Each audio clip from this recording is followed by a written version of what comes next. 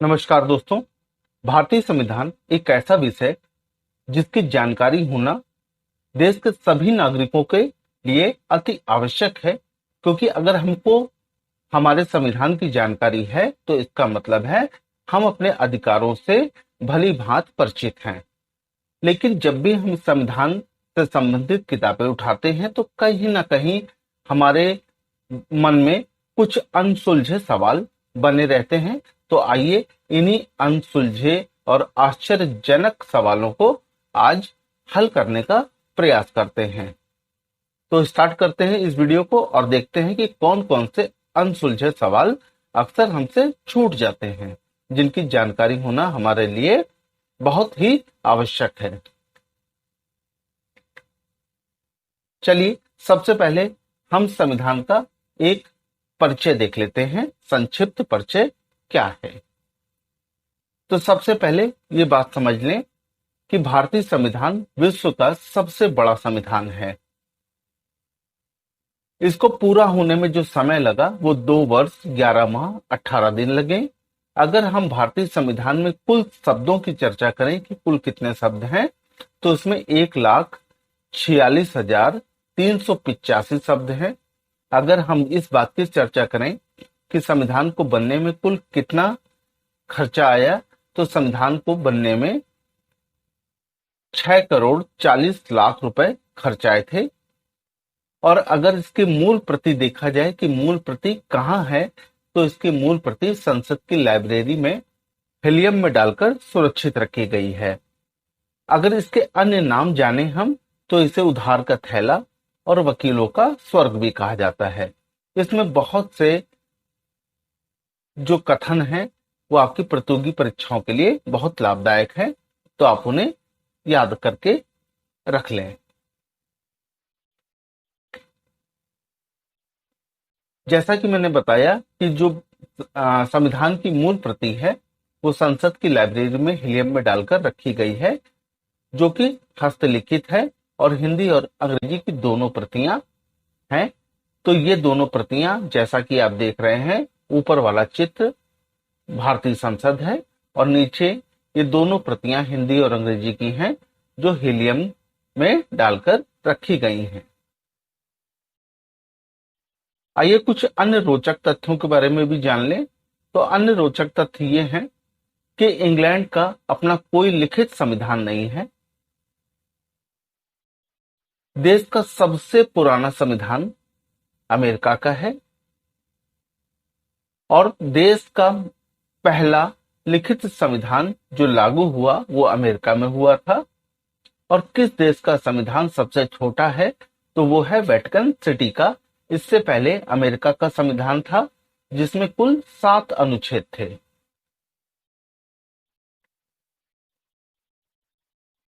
आइए अब हम लोग जानने का प्रयास करें कि संविधान लेखन का कार्य आखिर कैसे संपन्न हुआ।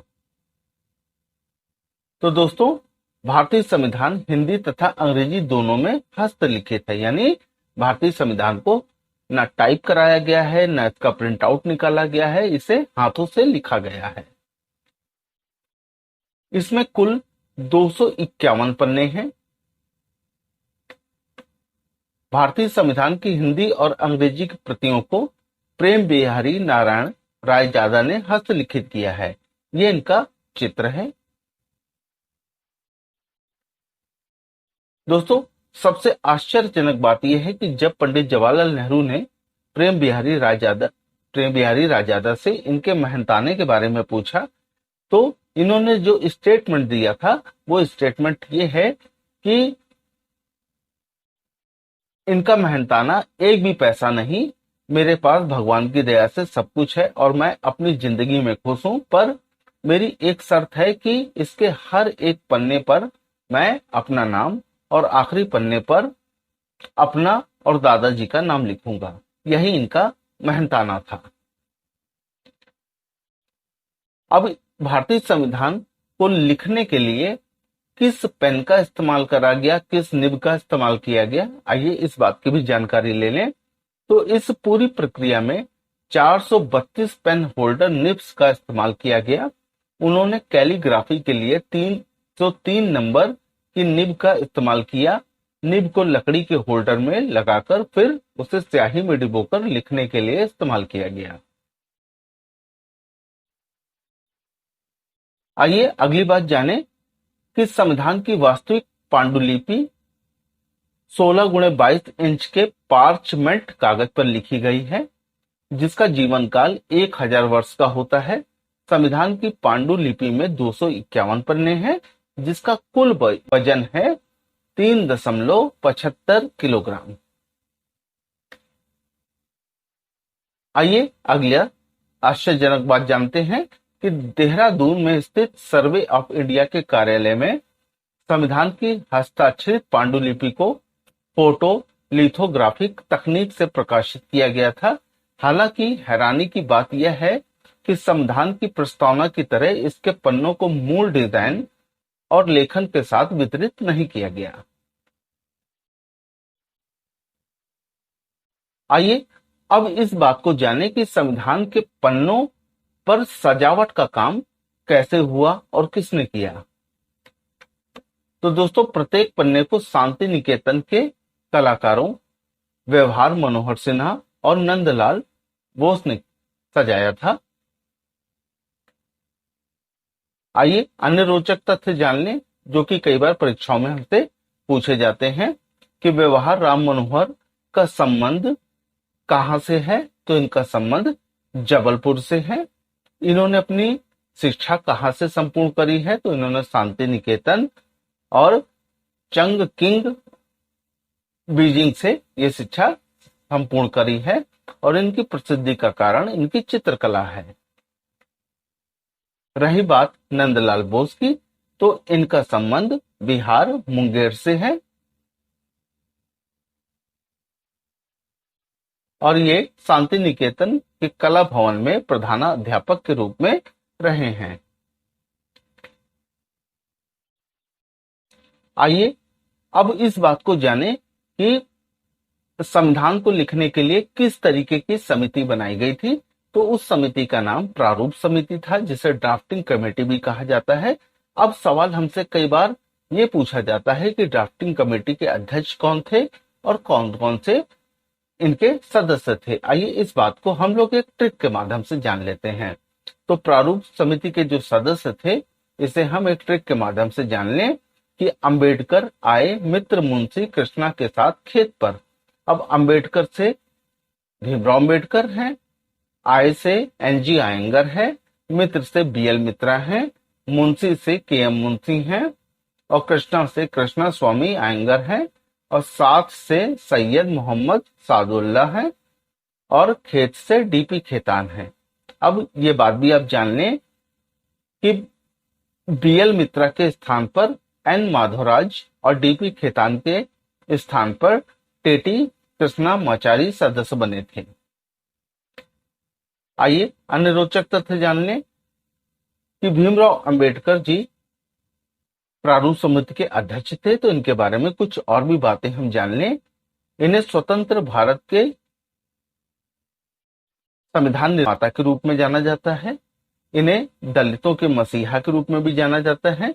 इनके पिता का नाम रामजी मालोजी सकपाल था और माता का नाम भीमाबाई था। इन्होंने एक पुस्तक लिखी थी जिसका नाम है थॉट्स ऑन पाकिस्तान। विदेश जाकर अर्थशास्त्र में पीएचडी करने वाले ये पहले भारतीय थे और इन्होंने 14 अक्टूबर 1956 को अशोक विजयदशमी को नागपुर में बौद्ध धर्म की दीक्षा ली थी। और डॉक्टर भीमराव अंबेडकर भारतीय संविधान की धारा 370 ए जो जम्मू कश्मीर को विशेष दर्जा देता है उसके खिलाफ थे। तो ये कुछ मोटी मोटी महत्वपूर्ण तथ्य हैं। ये देश के पहले कानून मंत्री भी थे। 1932 में गोलमेज सम्मेलन में इन्होंने भाग लिया था और 1990 में मरणोपरांत भारत रत्न से इन्हें सम्मानित किया गया। आइए अब संविधान की कुछ आंतरिक स्थिति के बारे में जान लें कि इसमें कौन कौन से अनुच्छेद हैं, कौन कौन सी अनुसूचियां हैं। तो जब संविधान बनकर तैयार हुआ था, यानी 26 नवंबर 1949 को जब संविधान हमारा बन गया था, तो उस समय 395 अनुच्छेद थे, 22 भाग थे और 8 अनुसूचियां थी। और वर्तमान में अगर देखा जाए तो वर्तमान में 465 अनुच्छेद हैं, 25 भाग हैं और 12 अनुसूचियां हैं। अब सबसे पेचीदा और हैरान करने वाला सवाल यह है कि जब हमारा संविधान बहुत पहले ही बन गया था तो आखिर इसे 26 जनवरी 1950 को क्यों लागू किया गया। तो याद रखिएगा दोस्तों कि भारतीय संविधान 26 नवंबर 1949 को बनकर तैयार हो गया था। साथ ही इसके कई अनुच्छेद लागू भी कर दिए गए थे, परंतु पूर्ण रूप से संविधान 26 जनवरी 1950 को लागू किया गया। इसका मुख्य कारण ये था कि 26 जनवरी 1930 को कांग्रेस ने अपना पहला स्वाधीनता दिवस मनाया था। इस दिन को याद रखने के लिए भारतीय संविधान को 26 जनवरी 1950 को पूर्ण रूप से लागू किया गया। तो दोस्तों मैं उम्मीद करता हूं कि भारतीय संविधान से संबंधित आपको कई ऐसे तथ्य मिले होंगे जिन्हें आपने अब तक पुस्तकों में नहीं पढ़ा है, लेकिन ऐसी कई प्रतियोगी परीक्षाएं गुजर चुकी हैं जिनसे इस तरीके के सवाल पूछे जा चुके हैं। दोस्तों अगर आपको ये वीडियो पसंद आया है तो इस वीडियो को लाइक करें और अगर आप मेरे चैनल के नए मेहमान हैं तो आप सब्सक्राइब कर लें और साथ में बेल आइकन को दबाना ना भूलें ताकि मेरे जितने भी लेटेस्ट वीडियो हैं आप तक आसानी से पहुंच जाएं।